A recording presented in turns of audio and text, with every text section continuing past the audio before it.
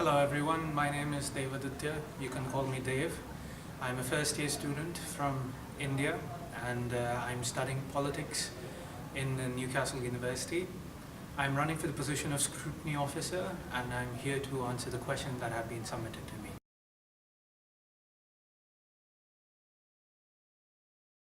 To answer that question, I would like to point out a few things that, as mentioned before in my manifesto, to make sure that there is fairness, firstly, we will allow there to be witnesses from the people who have been questioned and there has been a complaint against whom.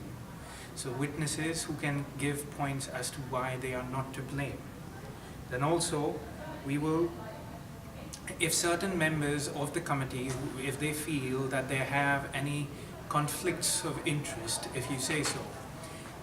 For example, if a student knows another student and the other person who he knows is being questioned for actions or things that he's done, then we will give that person who's part of the committee or the disciplinary committee a right to excuse himself from that particular proceeding so that his decision is not biased.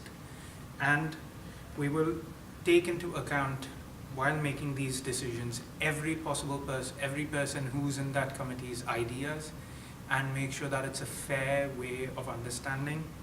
And lastly, we will be voting on everyone's opinions and ideas and make it a more democratic practice.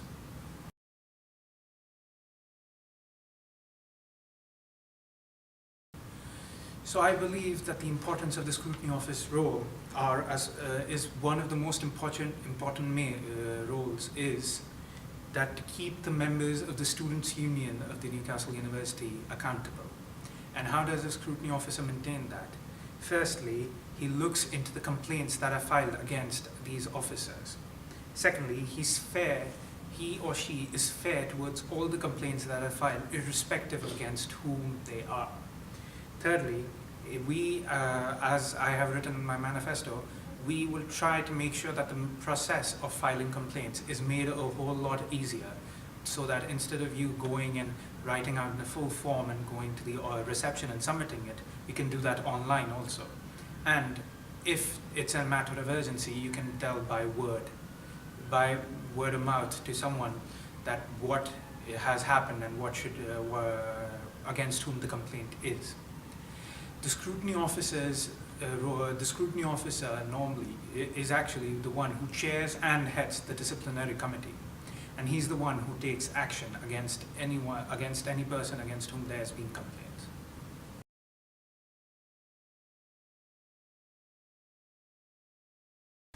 The answer to this question is, I think, the same answer that I answered for the first question. That is, to make sure that all witness accounts are taken, even from the party against whom there have been complaints, and allowing members of the committee to excuse themselves if they have any types of conflicts of interests, if you say, as we call them, if they have, for example, that they know someone against whom the complaint is and they feel that their decision may be biased. Thirdly, as mentioned, we will be taking into account every single person's ideas, and we will be voting in a democratic manner.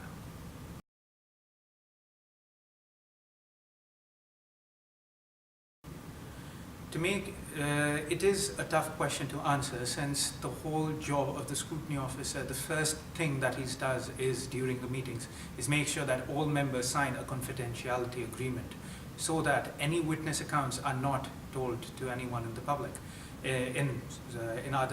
basically to other students. And also, this information is allowed to be shared only with the president and members of the main officers, and because they are the ones who take the final decisions on the scrutiny disciplinary committee hearings.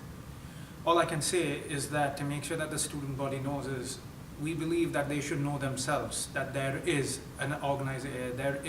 some part of the NUSE which will hold them accountable if they do something wrong, and we will just show them, we will make sure that they are aware of it by the actions that we take.